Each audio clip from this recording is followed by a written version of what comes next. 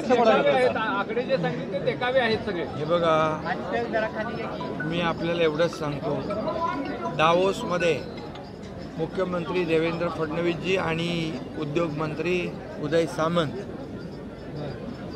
या दोघांच्या मार्गदर्शनाखाली या वर्षी अतिशय विक्रमी करारनामे झालेले आहेत. 15 लाख करोडपेक्षा जास्तीचे करारनामे झाले आणि लाखो लोकांना रोजगार मिळणार आहे.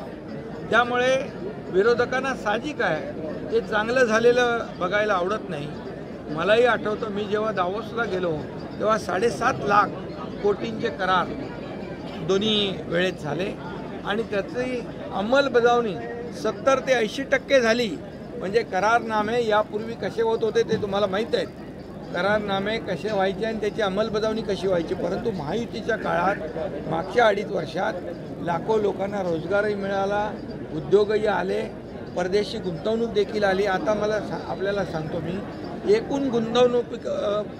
एकूण परदेशी गुंतवणुकीपैकी, देशातल्या एकूण परदेशी गुंतवणुकीपैकी फक्त एकट्या महाराष्ट्रामध्ये 52% परदेशी गुंतवणूक आहे.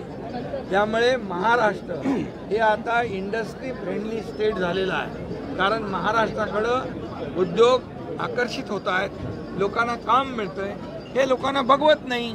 त्यामुळे अशा प्रकारची टीका होते. पण आम्ही टीकेने उत्तर देणार नाही, आम्ही कामाने उत्तर देऊ.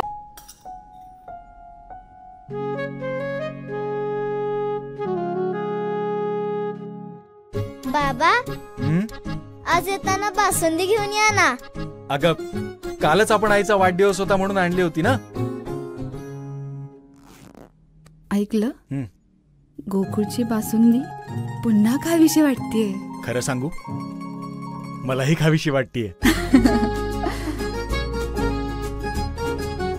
पुन्हा पुन्हा खावीशी वाटणारी गोकुळ बासुंदी.